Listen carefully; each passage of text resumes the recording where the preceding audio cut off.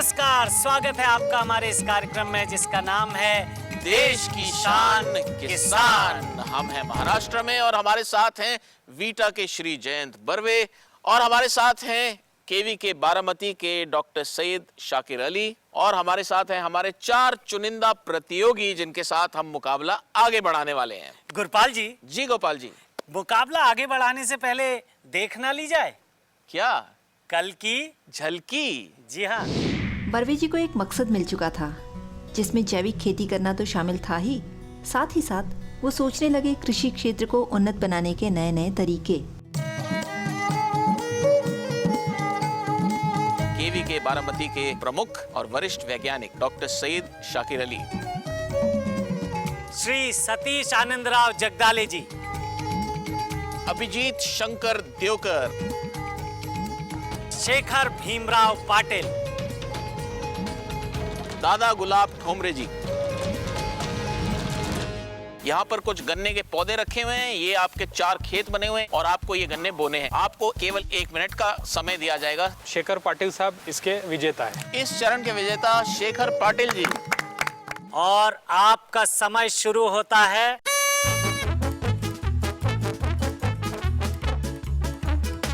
जो दादा गुलाब साहब है उनने जितने पत्तियां गाए हैं सही थी। दादा गुलाब के लिए एक बार जोरदार तालियां, वो इस राउंड के विनर हैं। गोपाल जी। जी गुरपाल जी। कितनी बढ़िया हवा चल रही है ना जी। और हमारा मुकाबला भी कितना बढ़िया चल रहा है जी। तो हवा का आनंद लें या मुकाबले को आगे बढ़ाया जाए? अरे गुरपाल जी, मुकाबला आगे बढ़ाइए, कहाँ हवा के चक्कर में पड़ गए। चलिए दोनों चीजें एक साथ करते हैं, हवा का भी आनंद लेते हैं और मुकाबले को भी आगे बढ़ाते हैं। शुरू करते हैं हमारा अगला राउंड। देखिए, हर किसान को ये ज्ञान होना जरूरी है कि किस चीज की फसल पर कितने पानी की खपत होती है। सही। तो हमारे पास यहाँ कुछ फलों, कुछ सब्जियों की तस्वीरें रखी हैं। आपको करना यह है कि जो फसल सबसे कम पानी लेती है उसका चित्र सबसे पहले मुझे ला के देना है, उसके बाद जो उससे ज़्यादा पानी लेती है, उसके बाद उससे ज़्यादा। इसका मतलब सबसे कम पानी से सबसे ज़्यादा पानी की खपत के क्रम में आप मुझे ये चित्र ला कर देंगे और ये मैं जजेस को दूंगा। इसके लिए आपको मिलेंगे कुल 2 मिनट। क्या आप लोग तैयार हैं? तैयार हैं तो फिर भोंपू उठा लीजिए, मैं घड़ी उठा लेता हूँ। जी हाँ। पहले प्रतियोगी हैं श्री सतीश जगदाले जी। सतीश जी, आपका समय शुरू होता है अब। जल्दी, सिर्फ 2 मिनट का समय आपके पास। अरे पहले अनार, क्या बात है, ये कम पानी लेता है, इसमें तो बहुत पानी होता है। और दूसरा आम, बहुत बढ़िया है। दूसरा आम, अनार, ये तो सब फलों का ला रहे हैं, बहुत बढ़िया। ये मुझे अच्छे किसान है। मूली, मूली आप खाइए, आम और अनार मैं खाऊंगा।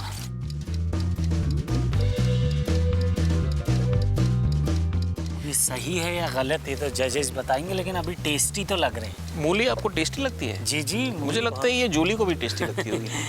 देखिए, लहसुन भी आ गया। लहसुन आ गया, इसके बाद अब चटनी बन जाएगी मूली के साथ लहसुन की चटनी। हाँ। वाह क्या बात है, मजा आ गया। लेकिन कुछ, ओहो, मटर आया है, मुझे नींबू आ जाता तो बढ़िया चटनी हो जाती। और आलू भी आ गया है।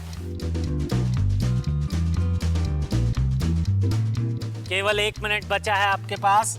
घुइयां यानी कि अरबी घुइयां जिसको बोलते हैं वो भी आ चुका है। और कद्दू, कद्दू अगला फल, अच्छा सब्जी है अगली, बीन्स। अमरूद, अमरूद, अमरूद तो मुझे बहुत पसंद है।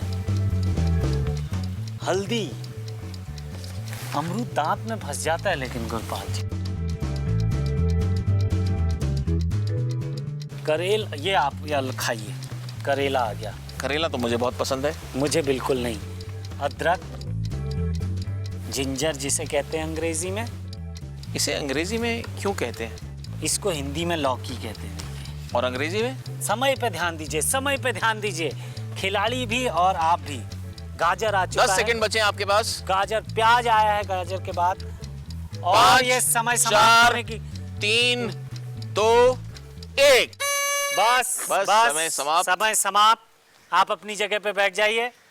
और मैं जजेस से निवेदन करता हूं कि वो देखें क्या इन्होंने सही क्रम चुना है या नहीं।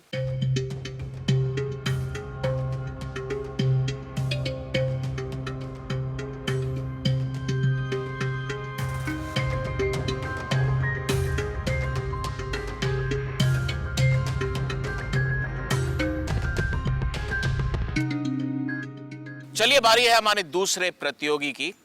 अभिजीत देवकर जी, आप तैयार हैं? सर तो आपका समय शुरू होता है अब।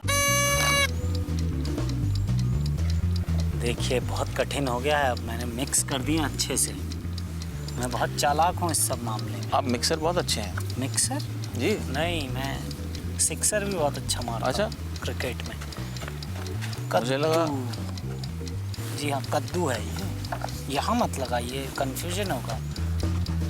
क्यों, दद्दू और कद्दू का? नहीं, ये जो आप कद्दू लेके घूमते, अनार।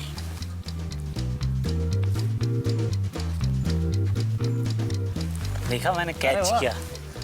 मैं क्रिकेट में, ये क्रिकेट खेलते थे ना, तो मैं क्रिकेट की तरह फील्डिंग कर रहा हूँ। देखिए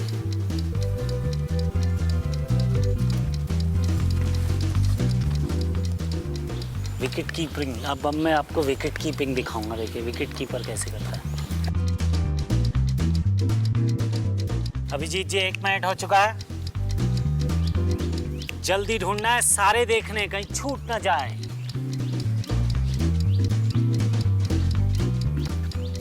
समय पे ध्यान दीजिए गुरपाल जी। जी समय पे ध्यान दीजिए।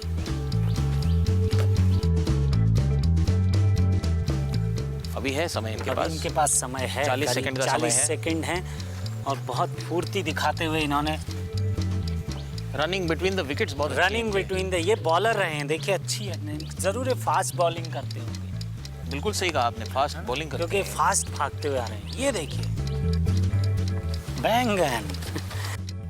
20 सेकंड है आपके पास। 20 सेकंड में हल्दी आई है, लौकी आ चुकी है,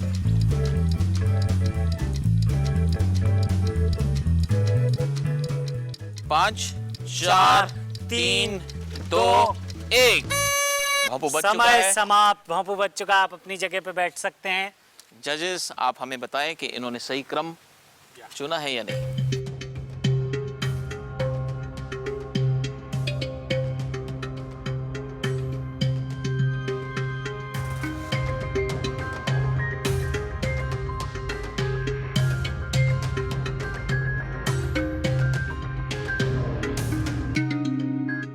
गुरपाल जी, जी गोपाल जी, आपने वो सुना है, बोया पेड़ बबूल का आम कहाँ से होए?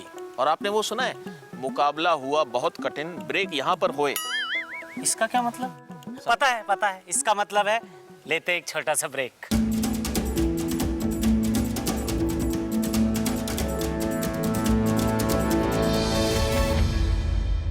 प्लीज बताइए कि कौन इस राउंड में आगे है।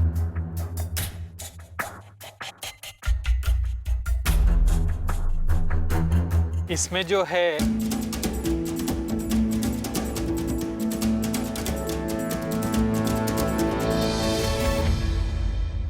वेलकम बैक, यानी कि एक बार पुनः फिर से आपका स्वागत है हमारे इस मजेदार कार्यक्रम में जिसका नाम है देश की शान किसान। गोपाल जी, जी गुरपाल जी। आपने कहा वेलकम बैक पुणे में। नहीं नहीं, पुनः, पुनः, अच्छा। फिर से तो again। चलिए, अब हम आ गए हैं तो फिर आगे बढ़ते हैं। आगे बढ़ते हैं। तो आप बुलाते हैं अपने तीसरे प्रतियोगी को, शेखर जी, शेखर पाटिल जी, और आपका समय शुरू होता है अब। फटाफट।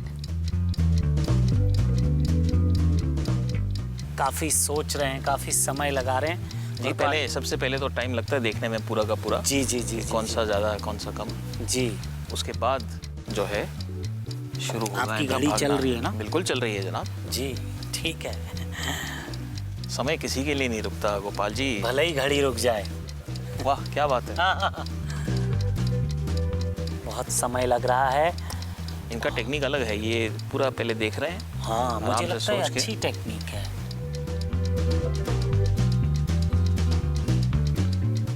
इन्होंने लगभग वहीं पर सारे कार्ड देख लिए, अब ये फटाफट लेकर अच्छा, ये आएंगे। कुछ नया टेक्निक। ये नया टेक्निक है, देखिए अब ये तेजी से, ये एक बार में एक ही लाना है, एक बार में एक ही लाना है,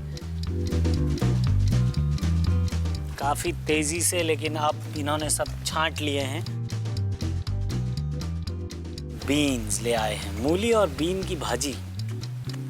ये इन्होंने वनडे वाला फॉर्मूला अपनाया है। देखिए शुरू में मुझे इन्होंने लगता है वनडे भी नहीं, 2020 फॉर्मूला है एकदम। बिल्कुल। पहले देख लो, समझ लो और उसके बाद खेलो। अब जो है थोड़ा ढीले पड़ गए हैं, इंटरवल हो चुका है, मतलब इंटरवल से ज़्यादा इनके पास केवल आधा मिनट, आपके पास आधा मिनट और है। शिमला मिर्च आई आधे मिनट के अंतराल में, और इसी के साथ बैंगन आ चुका है। बैंगन के बाद एक बार में एक ही लाना है, प्याज, करेला, ये देखिए काफी कुछ इन्होंने कवर कर लिया है। लौकी, 15 सेकंड है। सेकंड अभी भी बचे इनके पास। अरबी, और मुझे लग रहा है सारे कार्ड खत्म कर देंगे ये। इसके बाद आई है अदरक। 5 4 3 2 1। ये ले लेते हैं, ये ले चलिए, लेते हैं। आप अपनी जगह पे बैठ सकते हैं।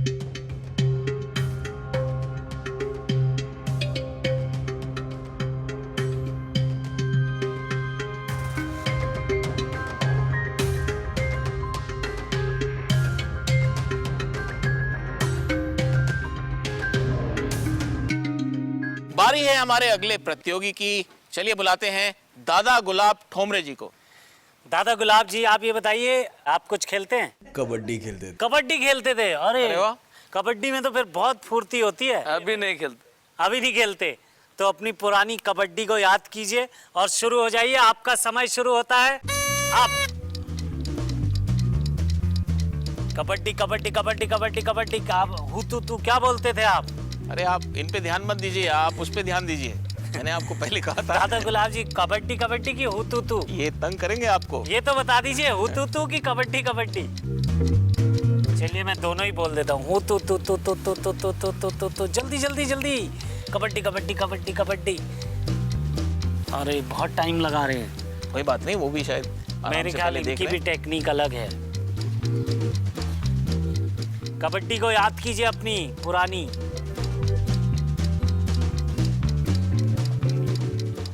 थोड़ा जल्दी, समय कम है, समय को ध्यान में रखते हुए तेजी से आना है।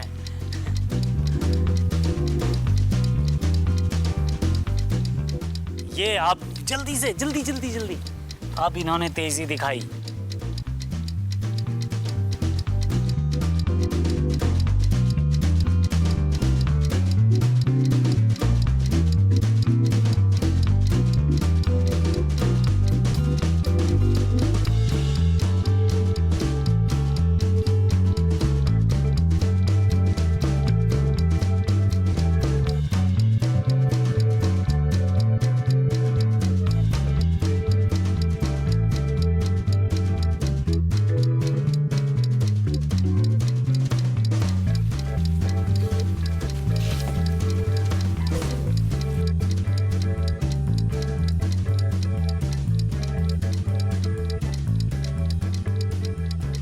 पंद्रह सेकंड का समय बचा है, जल्दी से।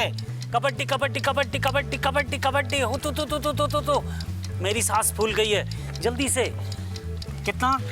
5 सेकंड और बचे। 4 3 2 1। समय समाप्त। भोंपू बच चुका है।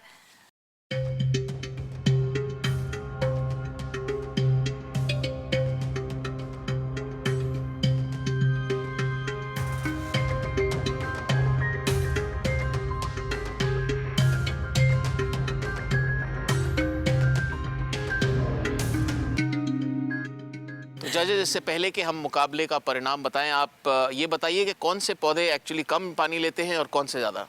इसमें जैसा आपने जो हमें दिया है और ये खेल के बीच में जो जो हमें पौधे दिखे हैं, तो इसमें जो अनार है, तो इस अनार को, जैसा ये रेगिस्तान का फल है, तो इसे कम पानी लगता है। साथ ही साथ में ये जो मटर है और बीन्स है, इसे भी कम पानी में हम बोया जा सकता है। उसके बाद में इससे थोड़ा ज़्यादा जो पानी है, हमें मौसम्बी में या जाम हो गया है, अमरूद है जी, उसके बाद में प्याज हो गई है, या संतरा हो गया है जी, या आम, इससे थोड़ा ज़्यादा पानी, थोड़ा ज़्यादा चाहिए। उसके आगे ये गया, ये अदरक आ गया। अदरक के बाद आपको चिली मिर्ची लगाते हैं, तो उसको भी तरह ज़्यादा पानी देना पड़ता है, और हल्दी के लिए भी ज़्यादा पानी देना पड़ता है। और उससे सबसे ज़्यादा पानी लगेगा वो जो हम पोटैटो सोइंग करेंगे आलू में जी। और उसके बाद में ये गाजर है, गाजर भी बहुत पानी देता है। और ये मूली मूली में लगेगा। और अरवी में भी। और अरवी में भी ज़्यादा पानी लगेगा। ये यानी- ऐसे ऑर्डर है जी। नीचे से ऊपर तक। जी। ये अब इस पे डिपेंड करता है कि हम पानी भी कैसा देते हैं। तो उसमें पानी देने की भी कुछ तरकीब होती है, उस हिसाब से हमने बताया आपको। वैसे कुछ कुछ पौधे तो ऐसे हैं कि 3-4 महीने में भी आ जाते हैं, कुछ ऐसे हैं कि 10-10 साल 15 साल चलते हैं, लेकिन हम रिक्वायरमेंट उसकी पकड़ते हैं 3 महीने 4 महीने की। उस हिसाब से हमने सीक्वेंस किया है। अब परिणाम बताने का समय आ गया है, तो आप प्लीज बताइए कि कौन इस राउंड में आगे है।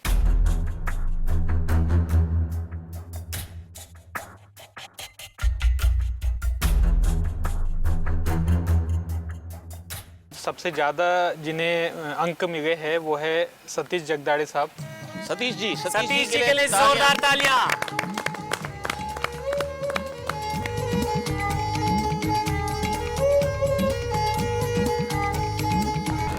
आज हमारे साथ जो किसान हैं वो ज़्यादातर जैविक खेती के साथ जुड़े हुए हैं और हमारे एक्सपर्ट्स भी। तो मैं बर्वे जी से ये पूछना चाहूँगा कि जो पानी आजकल इस्तेमाल हो रहा है, क्या ये जो पेस्टिसाइड हैं, जो कीटनाशक दवाइयाँ हैं, इनका कुछ असर पानी पे भी हो रहा है? बहुत होता है। जो हम पेस्टिसाइड छिड़काव करते हैं तो ज़मीन पे गिरता है, वो पानी में जाता है और पानी से बहते बहते वो नदी के बाद जहाँ जहाँ जो भी पानी पी रहा है उसके पेट में जाता है। तो यानी हमारे तालाब, हमारी नदियाँ और जो ज़मीन के नीचे का जो पानी है, क्या उसमें भी ये बहुत ज़्यादा Yes, yes, मात्रा बहुत में? आता है, बहुत आता है। तो ये फसलों में, फलों में, सब्जियों में भी इसके पानी के रास्ते से केमिकल हमारे घरों तक पहुंच रहा है। Definitely definitely. इसका क्या उपाय किया जाए? आप अब इसका उपाय हम ऐसा कर सकते हैं कि जैसा जब हम पौधों को पेरते हैं, जब बोते हैं, बोने से लेके तो जब उसको निकालते हैं, हार्वेस्टिंग करते हैं, तब तक के हम बहुत सारे उपाय इसमें योजना कर सकते हैं कि जैसे उसमें कुछ जीवाणु हैं या कुछ फफूंदियाँ है उसका वापर कर सकते हैं। कुछ ऐसे खाद होते हैं जैसे कि जिसे हम झाड़ों से ही तैयार होते हैं, ऐसे खाद का इस्तेमाल कर सकते हैं। कुछ ऐसे वायरस है जो वायरस कुछ कीड़ को डायरेक्ट भी मार सकते हैं, ऐसा उसका इस्तेमाल कर सकते हैं। और जब ऐसा बहुत ज़्यादा कीड़ बढ़ जाती है तब एक आधी हम इसकी कीटनाशक की स्प्रेइंग करके हमें अपने पौधों को बचा सकते हैं। तो ऐसा सब चीज़ों को एकात्मिक पद्धति में हम इस्तेमाल कर सकते हैं। उसको कहते हैं एकात्मिक कीड़ व्यवस्थापन कहते हैं उसे, यानी सारे कीड़ों को सारे प्रकार के उपाय इस्तेमाल करके मारना। तो ऐसा करके हम अभी नई खेती जो पद्धति है इसमें इसका इस्तेमाल कर सकते हैं। बर्वे जी, आपको तो कई लोग बुलाते हैं ऐसे इलाकों में जहां पेस्टिसाइड्स का, कीटनाशक दवाइयों का बहुत उपयोग हो चुका है, जैसे कि पंजाब में। वहां आपका क्या एक्सपीरियंस रहा है पानी को लेकर? देखो, पानी दो तरह से ख़राब हो जाता है। एक जो हम फर्टिलाइज़र्स डालते हैं तो फर्टिलाइज़र का काफ़ी हिस्सा पानी में यानी ज़मीन से लीच हो जाता है, पानी के अंदर जाता है। और वो फर्टिलाइज़र का सपोज क्लोराइड्स हो और फॉस्फेट्स हो, वैसे पानी के साथ बहते बहते हमारे तालाब में, नदी में, सब जगह जाते हैं। पेस्टिसाइड जो हम स्प्रे करते हैं वो भी पानी के साथ बह जाते हैं, इसी वजह से पानी ख़राब हो जाता है। तो ये पानी अगर जब हम सेवन करते हैं तो नेचुरली हमारी तबीयत भी कुछ ख़राब होने वाली ही है। तो कम कीड़ों को भी मार रहे हैं और अपने को भी ख़त्म कर रहे हैं धीरे धीरे। So it is slow poisoning. Cancer होता तो ऐसा आपने कैंसर होता है बहुत। हम तो पंजाब में, जब आप पंजाब की बात बोले तो हम पंजाब में गए तो बठिंडा से एक ट्रेन चलते है, उसको कैंसर ट्रेन नाम दिया है जी। सब कैंसर के पेशेंट उसी ट्रेन में उसी गांव कैंसर हॉस्पिटल की तरफ जाते हैं। तो क्या इसका सीधा सीधा ताल्लुक पेस्टिसाइड के इस्तेमाल से है? पेस्टिसाइड और फर्टिलाइजर दोनों से है। पहले हमने फर्टिलाइजर डालना शुरू किया, उसका इम्बैलेंस हो गया, उसीलिए फफूंदे आने लगे, उसके लिए हमने पेस्टिसाइड लाया। सो स्टार्ट है अपना फर्टिलाइजर से और एंड है हमारी मृत्यु में। तो बर्वे सर, ये बहुत ही ज़रूरी जानकारी है। इसको और अधिक से अधिक किसानों तक पहुंचाने के लिए क्या और उपाय होने चाहिए? कैसे ज़्यादा से ज़्यादा किसान इसके बारे में जागरूक हों? क्या करना चाहिए? बात यह है कि आजकल जो किसान ऑर्गेनिक फार्मिंग यानी सेंद्रीय खेती करते हैं वो तो अपना प्रोडक्ट गारंटी पे बेचते हैं कि भाई मैंने उसमें कुछ पेस्टिसाइड नहीं डाला है, कोई फर्टिलाइज़र नहीं डाला है। लेकिन जो खरीद करने वाला है उसको उसका आदर रख के कोई ज़्यादा कीमत देना ज़रूरी है, क्योंकि वो किसान कंज्यूमर के पेट में कोई दवा नहीं डाल रहा है, पॉइजन नहीं डाल रहा है। तो अगर समाज ने ऑर्गेनिक फूड को ज़्यादा प्राइस देने का सोच लिया तो ऑर्गेनिक के तरफ ज़्यादा से ज़्यादा लोग आने लगेंगे। और जब सब पूरे भारत में सब ऑर्गेनिक फार्मिंग होगा तो ज़्यादा प्राइस कोई नहीं डिमांड करेगा। तो क्या ऐसा भी सोचा जा सकता है कि जो खर्चा एक्स्ट्रा आप करेंगे ऑर्गेनिक फूड पर, जैविक खेती पर, वो पैसा आप बचाएंगे डॉक्टर के बिल का? डॉक्टर के बिल से डेफिनेटली। जो ऑर्गेनिक खाद खाता है उसको डॉक्टर की तरफ जाने की इतनी ज़रूरत नहीं पड़ती है, ये पहली बात है। देखो हमारे पेट में 3 तरह से हमारे बॉडी में इनलेट होता है। एक हम हवा लेते हैं, पानी लेते हैं और खाना खाते हैं। सो इन 3 रास्तों से हमारे पेट में कुछ जाता है। तो ये 3 रास्ते से हवा का तो हम कंट्रोल नहीं कर सकते लगते, क्योंकि सिटीज़ में इतना पोल्यूशन, एयर पोल्यूशन रहता है। पानी में तो हम खेती वाले ही ख़राब कर रहे हैं। सो फूड और पानी ये दोनों ख़राब करने में हमारे किसान भाइयों का बहुत बड़ा सहयोग है, क्योंकि वो पेस्टिसाइड और फर्टिलाइज़र यूज़ कर रहे हैं। तो ये अगर यूज़ करना बंद हो गया तो हमारा खाना सुरक्षित हो जाएगा। तो हम बोलते हैं कि सुरक्षित अन्न ये बहुत इम्पोर्टेंट है। तो आपको कुछ आशा की किरण भी दिख रही है? डेफिनेटली दिख रहे हैं, क्योंकि अभी डॉक्टर्स भी बढ़ रहे हैं और मरीज भी बढ़ रहे हैं। तो जो मरीज सब डॉक्टर के पास जाके डॉक्टर के इलाजों से कोई फ़ायदा नहीं होता है तो वो ऑर्गेनिक फूड ढूंढने लगता है। मुझे बहुत सारे पेशेंट्स ऐसे मालूम है कि वो ढूंढते हैं कि भाई मैम हमें ये ऑर्गेनिक चाहिए, ये चाहिए। हमारे ग्रेप्स के बारे में पर्टिकुलर मैं बता दूंगा कि सिटीज़ में जो महिलाएं रहती थी वो ग्रेप जब खाती थे वो अंदर यहाँ गले में कुछ ख़राब लगता था उनको, तो उन्होंने बहुत सारे लोगों ने ग्रेप खाना बंद किया। लेकिन हमारे यहाँ से मैं और मेरा एक दोस्त है, हम लोग जो ऑर्गेनिक ग्रेप बनाना शुरू किया और उनको दे दिया तो वो बोले कि ग्रेप खाने के बाद कुछ नहीं होता है। हम तो लिखते हैं उसके ऊपर कि हमारे ग्रेप धोए बिना आप खाए। ऑर्गेनिक अंगूर जो है, हाँ, वो बिना धोए भी खा सकते हैं। बिना धोए खाए कुछ नहीं होगा, और वैसा होता है। और इसमें 1-2-3 चीज़ें ऐसी भी है कि किसान भाइयों को थोड़ा अवेयरनेस नहीं है। जैसे भिंडी अभी मार्केट में भेजना है तो आप कम से कम 3 दिन 4 दिन रुक जाइए।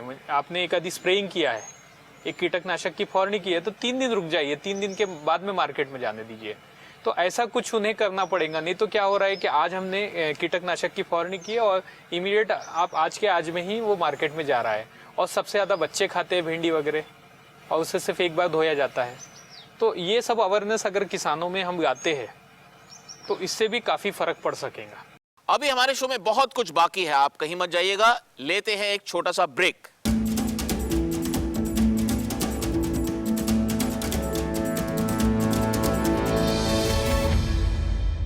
बारामती का पुराना नाम क्या है? भीमकड़ी, भीमनड़ी, भीमतड़ी या भीमकाट?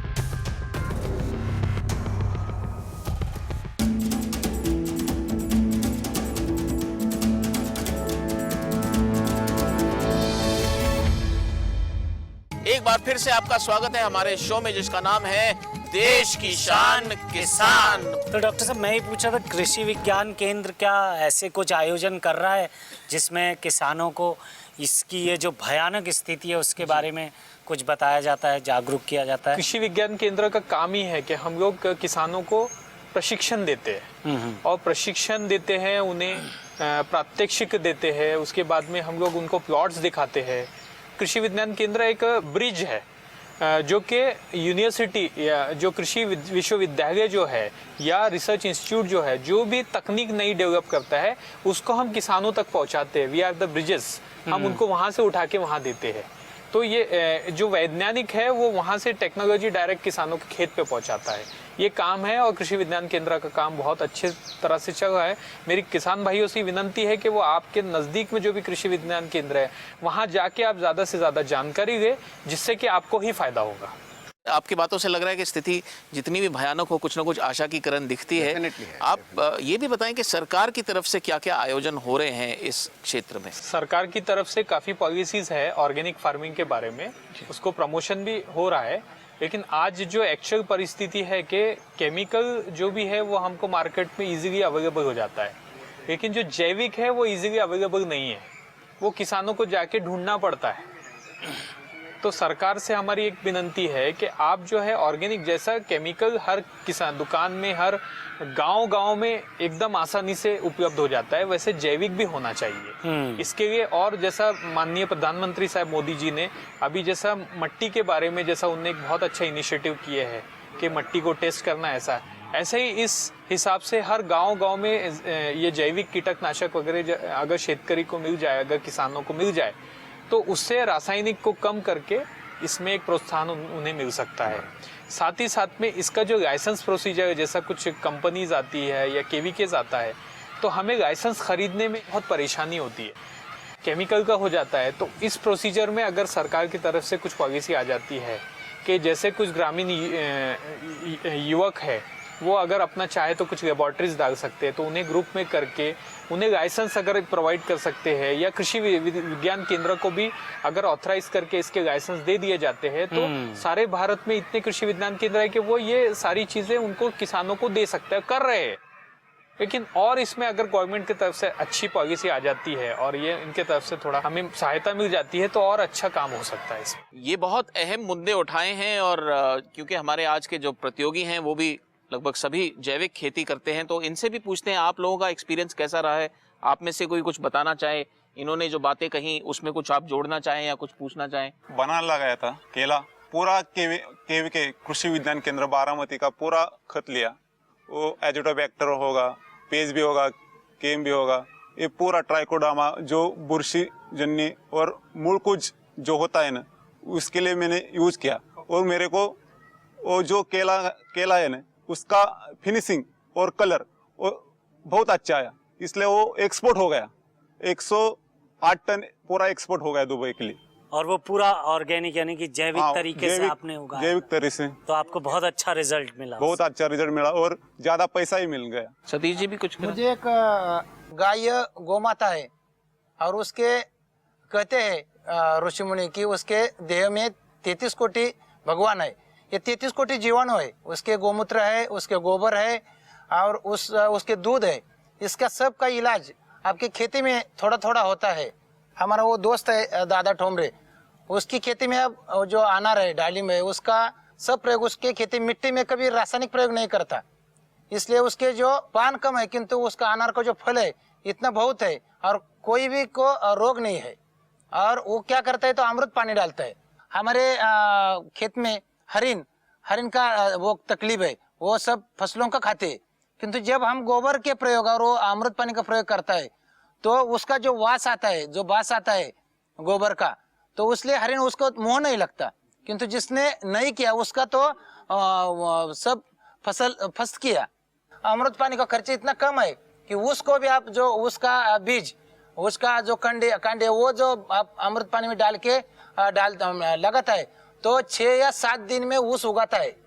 ऐसा जब नहीं करता तो उसे 20 दिन 15 दिन लगता है। 1 महीने में आप वो अमृत पानी डालते हैं, 12 महीने में 12 बार आप अमृत पानी देता है, तो कोई भी उसको और खत नहीं लगता, औषध नहीं लगता, पानी भी कम लगता है। निसर्ग को जो आया हुआ संकट सूखा हुआ वो कोई भी नहीं आता, कोई भी उसको वो काटक प्रतिकार क्षमता होता है। ऐसा ही जमीन को आप बचाना चाहिए। और अमृत पानी का प्रयोग सब फार्मर ने किया तो आप बच जाएंगे, आपकी खेती भी बच जाएगी और आपका जनता बच जाएगा। तो सतीश जी ने हमें बताया अमृत पानी, तो हम अपने विशेषज्ञों से जानते हैं कि अमृत पानी क्या है। थोड़ा हमारे किसान भाइयों को उसको विस्तार से बताएं। इसका इतना फायदा होता है जितना ये दावा कर रहे हैं? निश्चित रूप से फायदा होता है। देखो, अमृत पानी ये तो गाय का गोबर और घी और हनी इकट्ठा करते हैं। गाय के गोबर में बहुत सारे बैक्टीरिया है, 33 करोड़ देवता नहीं, 33 करोड़ बैक्टीरिया है उसमें। अच्छा। जब हम उसको फीडिंग देते हैं हनी का तो उसमें ग्लूकोज, सक्रोज सब मिलता है उसको।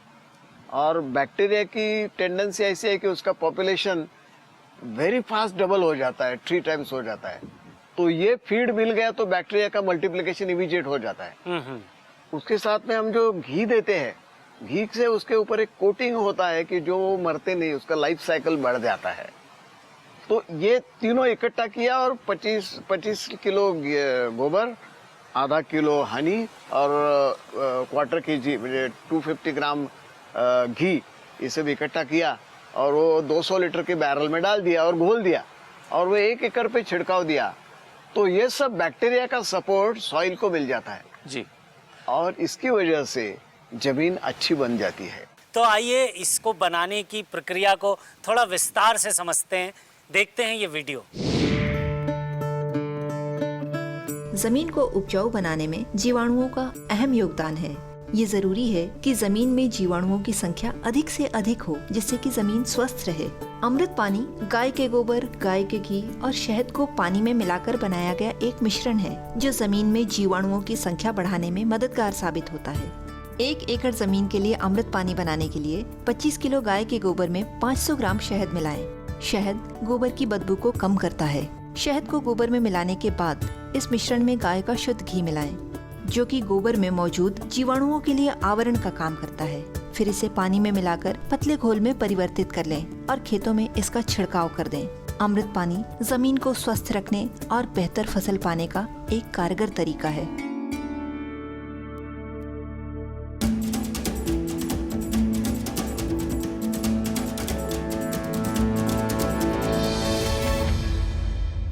लाल कपड़े में मैं हूँ आती, सबके घर में खाना पकाती, लापरवाही मुझसे न करना वरना मैं हूँ आग लगाती।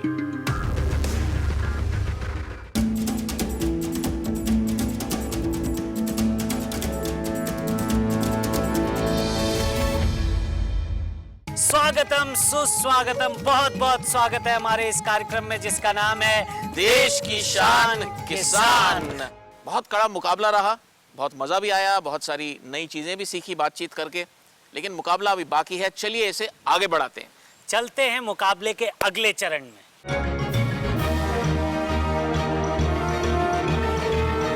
अब हमारा अगला राउंड है प्रश्न उत्तर राउंड, यानी कि क्विज राउंड, जिसमें सभी प्रतियोगियों से एक एक करके सवाल पूछे जाएंगे। जो सही जवाब देगा उसके अंक हमारे जजेस नोट कर लेंगे और इस राउंड के अंत में फैसला दिया जाएगा। सबसे पहले सतीश जी से मेरा सवाल है जनरल नॉलेज का। आप ये बताइए कि महाराष्ट्र में कितने जिले हैं? A 35, B 36, C 30, D 37। 30। गलत जवाब। इसका सही जवाब है B 36। 36 जिले हैं महाराष्ट्र प्रदेश में। आइए अब अभिजीत जी से सवाल पूछता हूँ। प्रधानमंत्री नरेंद्र मोदी कितनी बार गुजरात के मुख्यमंत्री की शपथ ले चुके हैं? 1 बार, 2 बार, 3 बार या 4 बार? 3 बार। 3 बार, बिल्कुल सही जवाब दिया आपने, 3 बार। बहुत सही, तालियां। अगला प्रश्न है शेखर जी के लिए। बारामती का पुराना नाम क्या है? भीमकड़ी, भीमनड़ी, भीमतड़ी या भीमकाट?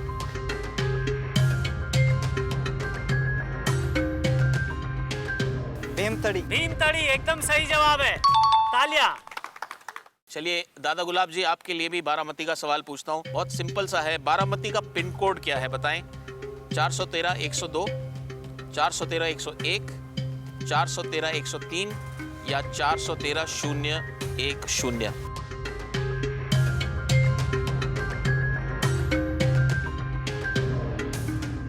नाही ना, मला नाही माहिती।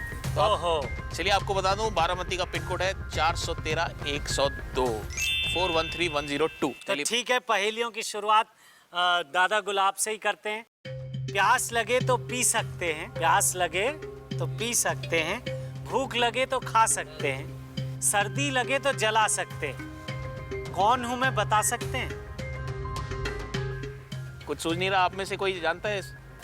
कपास। नहीं, बता दिया जाए? बिल्कुल बता दिया जाए। तो इसका उत्तर है नारियल। अगली पहेली गुरपाल जी पूछेंगे। अगली पहेली मैं पूछूंगा शेखर पाटिल जी से। जी। शेखर जी बताइए, लाल कपड़े में मैं हूँ आती, लाल कपड़े में मैं हूँ आती, सबके घर में खाना पकाती, लापरवाही मुझसे न करना वरना मैं हूँ आग लगाती। Gas cylinder. गैस सिलेंडर वाले बिल्कुल गैस सही सिलेंडर बोला, बहुत बढ़िया, सही जवाब, तालियां। आगे बढ़ते हैं। अगली पहेली आ रही है अभिजीत जी के लिए। गोल हूं पर गेंद नहीं, गोल हूं पर गेंद नहीं, कांच हूं पर दर्पण नहीं, रोशनी देता हूं पर सूरज नहीं, बताओ कौन हूं मैं?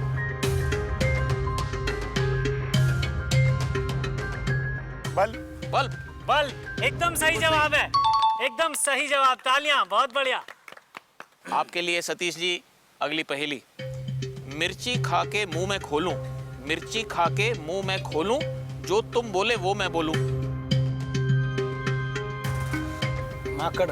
माकड़ यानी बंदर। बंदर नहीं, इसका सही जवाब है तोता। तोता। मिर्ची खा के तोता बोलता है। तो चलिए अब हम खेती से संबंधित कुछ सवाल पूछेंगे। तो सबसे पहले गोपाल जी आप पूछिए। सबसे पहले मैं सतीश जी से ये खेती से संबंधित सवाल पूछूंगा। पानी की सबसे ज्यादा बचत इनमें से किस सिंचाई के तरीके से होती है? ए स्प्रिंकलर यानी फव्वारा सिंचाई, बी ड्रिप इरिगेशन यानी टपकन सिंचाई, सी फ्लड इरिगेशन यानी मुक्त सिंचाई और डी सब सरफेस इरिगेशन। सब सरफेस इरिगेशन। एकदम सही जवाब है, एकदम सही जवाब, तालियां, बहुत बढ़िया। अभिजीत जी आपसे अब सवाल पूछते हैं। जो ग्रीन मैन्योर होता है, वानस्पतिक खाद या हरित खाद जिसे कहते हैं, ग्रीन मैन्योर के लिए इनमें से कौन सी फसल लगानी चाहिए? ए मक्का, बी ठेचा या ताग, सी ज्वार, डी कपास। ताग। ठेचा, बिल्कुल सही कहा आपने। एकदम सही जवाब है, ठेचा। बहुत बढ़िया। अगला सवाल आ रहा है शेखर जी के लिए। शेखर जी, अगर गन्ना लगाना हो तो खेत की मिट्टी का पीएच यानी कि अम्लता कितनी होनी चाहिए? ए 5.5 से 6.5, बी 6.5 से 7.5, सी 7.5 से 8.5 या डी 8.5 से 9.5। 2 नंबर। बी यानी कि 6.5 से 7.5। एकदम सही जवाब है, एकदम सही जवाब, बहुत बढ़िया, तालियां। दादा गुलाब आपके लिए अगला सवाल। किसी खेत में एक फसल और दूसरी फसल बीते के बीच कितने दिनों का अंतराल कम से कम होना चाहिए? ए 22 दिन का, बी 45 दिन का, सी 52 दिन का या डी 31 दिन का? 22 दिन का। 22 दिन गलत जवाब है, सही जवाब है 45 दिन। कम से कम 45 दिन होने चाहिए दोनों फसलों के बीच में। जी, जैसा कि डॉक्टर सईद बता रहे थे कि बहुत जरूरी है दो फसलों के बीच 1.5 महीने का रहना चाहिए, 1.5 महीने 45 का दिन के गैप। करीब। लेकिन डॉक्टर सईद ऐसा क्यों है? ये क्यों है 45 दिन का? इससे जो जमीन को जो है हमको थोड़ा रेस्ट भी देना ज़रूरी है। जैसा पुराना जो एक हम क्रॉप लेते हैं, एक पौधा लेते हैं, तो उसके कीड़े वगैरह बाकी चीज़ें रहती हैं वहाँ पे। तो ये 45 दिन में हम उसकी मशागत करके वो सारी चीज़ों को मार के वो ज़मीन को थोड़ा और तैयार करते हैं, जिससे ज़मीन फिर वापस तैयार हो जाती है। उसके लिए थोड़ा गैप देना बहुत अच्छा ज़रूरी है इसमें, और कम से कम 45 दिन बहुत अच्छे हैं। तो अक्सर मैं देखता हूँ घूमते वक्त के एक फसल कट रही है और दूसरी लग रही है, तो ये आप इसको सही नहीं मानते? एक फसल का कीड़ा दूसरे पे जाता है, साथ ही साथ उस ज़मीन को जो पोषक चाहिए वो नहीं मिल पाता है। उसमें ज़मीन में कुछ केमिकल्स वगैरह, कुछ जैसा अभी एक पहले जो पौधे को चाहिए होते उसको मिलते हैं, दूसरों को उसकी ज़रूरत नहीं होती, तो वेस्ट जाता है वो सर। नॉर्मल में जैसे इंसानों में होता है कि एक लेडीज़ को डिलीवरी के बाद में 45 डेज़ का हम जैसा देते हैं, वैसे हमारी ये माँ है, धरती माँ है, तो उसे भी एक कम से कम 45 दिन का हमें गैप देना चाहिए इसमें। अभी हमारे शो में बहुत कुछ बाकी है, आप कहीं मत जाइएगा। लेते हैं एक छोटा सा ब्रेक।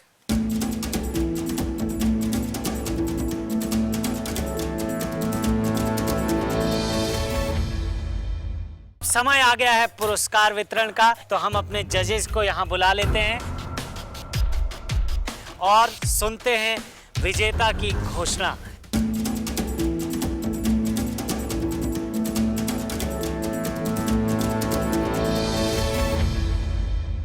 एक बार फिर से आपका स्वागत है हमारे शो में, जिसका नाम है देश की शान किसान। मुकाबला बहुत मजेदार हो चुका है, चलिए देखते हैं आगे आगे क्या होता है। तो चलिए अपने जजेस से पूछते हैं इस चरण का विजेता कौन रहा।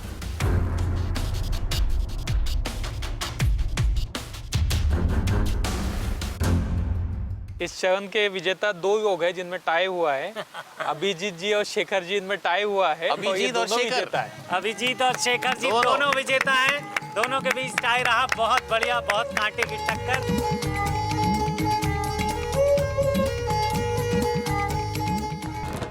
तो जैसे डॉक्टर साहब ने बताया कि कम से कम 45 दिन का अंतर होना चाहिए दो फसलों के बीच में। बरवे जी, मैं आपसे पूछना चाहूँगा, क्या अगर मैंने एक फसल ख़त्म की है तो क्या वही फसल 45 दिन के बाद दोबारा लगाऊं या कुछ दूसरी लगाऊं? और क्या इसके पीछे कोई विज्ञान है कि कौन सी फसल के बाद कौन सी फसल आनी चाहिए? इसके बारे में तो बहुत बड़ा विज्ञान है जी। मोनोकॉट और डाइकॉट, ये दो टाइप रहते हैं, यानी कि एक दल और द्विदल। एक दल यानी जवार, गेहूँ, राइस, ये सब एक दल क्रॉप रहते हैं जी। और बीन्स, देन चना, मूंगफली, तुअर, अरहर, उड़द, ये सब द्विदल क्रॉप। आपने मोनोकॉट लगाया है तो बाद में उसको अगर डाइकॉट लगाया, यानी कि जवार के बाद अगर आपने मूंग या चना लगाया तो ज़मीन की उपजाऊ शक्ति बढ़ जाती है, और ज्वार के बाद अगर गेहूं लगाया तो ज़मीन की उपजाऊ शक्ति कम हो जाती है। यही हो रहा है पंजाब में। पंजाब में मानसून में खरीफ में लगाते हैं राइस, वो निकाल देते हैं, और बाद में लगाते हैं गेहूं, फिर राइस, फिर गेहूं। ऐसा बरसों से चल रहा है। हमारे महाराष्ट्र में शुगर केन में जो प्लॉट है वो करीब 25-25 बरस तक वही शुगर केन, एक ही क्रॉप, तो ज़मीन की ताकत नष्ट हो जाती है, ख़त्म हो जाती है। तो इसीलिए आप 45 डेज का भले गैप दे दो, लेकिन क्रॉप जो लगाते हैं वो पहला क्रॉप बदल के दूसरा क्रॉप, इसको बोलते हैं चेंजिंग द क्रॉप। मोनोकॉट के जगह डाइकॉट, इसको मराठी में उसको बोलता है कि वो डाइकॉट जो लगाते हैं उसको बोलते हैं कि बेवड़ यानी कि डिफरेंट टाइप ऑफ सॉइल वो बना देता है क्रॉप। ये उसका फायदा है बहुत बड़ा। मिट्टी पे बहुत असर पड़ता है। बहुत असर पड़ता है। तो क्रॉप बदलना ये वेरी इंपॉर्टेंट है। जैसे उसके जड़ों में जो है ना, जैसा द्विदल साहब ने बताया, तो उसके जड़ों में कुछ बैक्टीरिया होते हैं।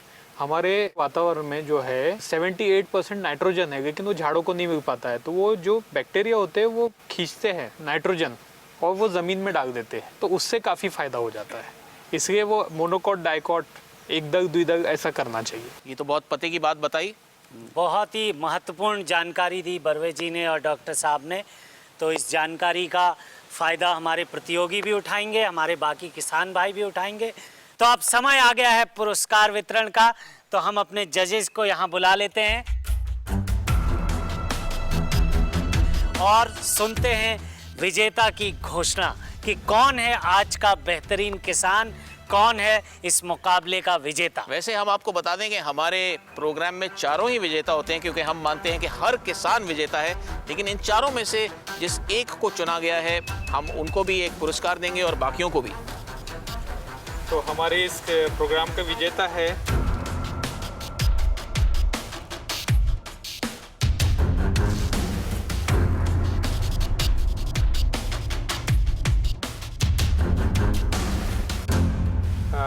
शेखर पाटिल साहब।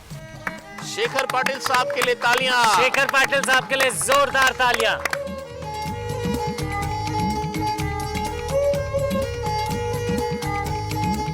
और जैसा कि आपने कहा कि हमारे सारे किसान भाई विनर्स हैं, तो जैसा कि डॉक्टर साहब ने कहा सभी किसान विनर हैं, क्योंकि वो हमारे अन्नदाता हैं। तो हम सबको सम्मानित करना चाहेंगे। सबसे पहले मैं बुलाता हूँ दादा गुलाब जी को। आइए, बहुत बहुत धन्यवाद आपका इस प्रोग्राम में आने के लिए। अभिजीत जी आइए। अभिजीत जी ने भी बहुत बेहतरीन प्रदर्शन किया। सतीश जी आइए।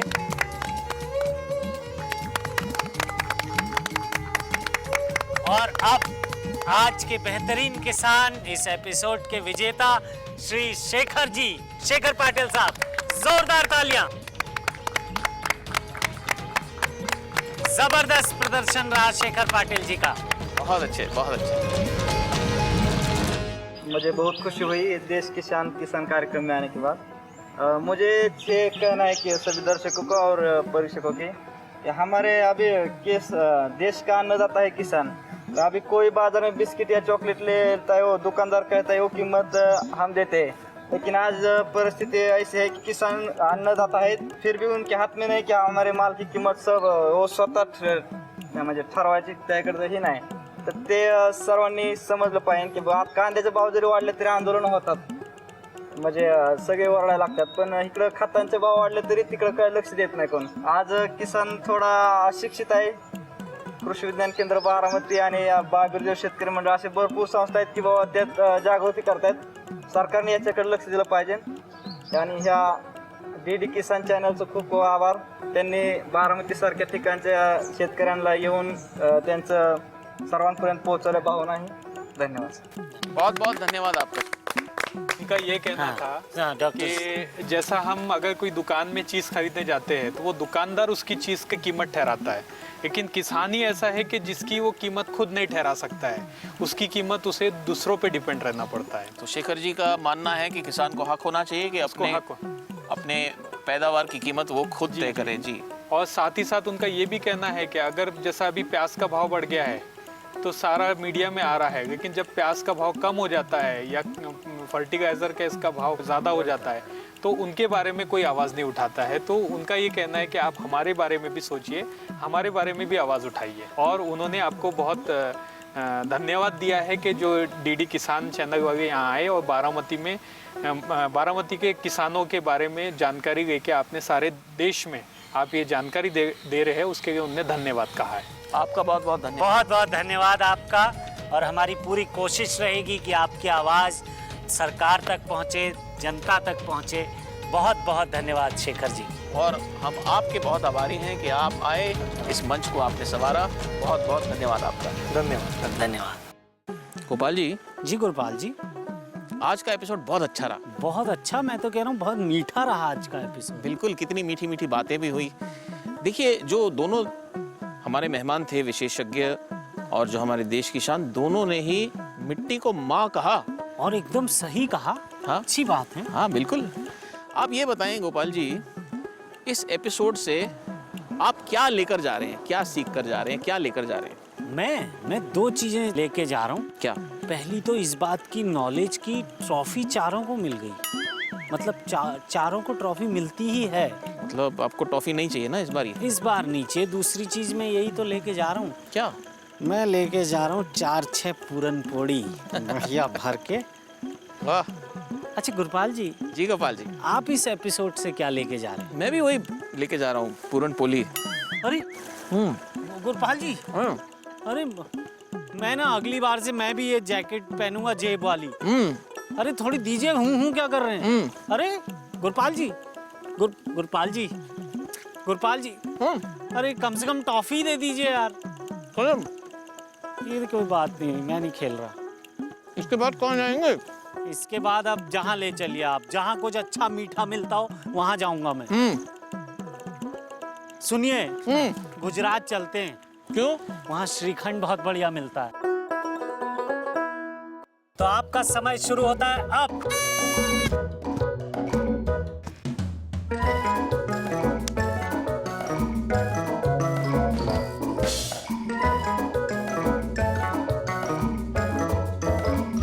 प्रतियोगियों के सामने कुछ पत्ते रखे हैं. अब उनकी आंखों पर पट्टी बांध दी जाएगी और उन्हें सूंघकर पत्तों की पहचान करनी है और हमें बताना है कि वो कौन से पत्ते हैं.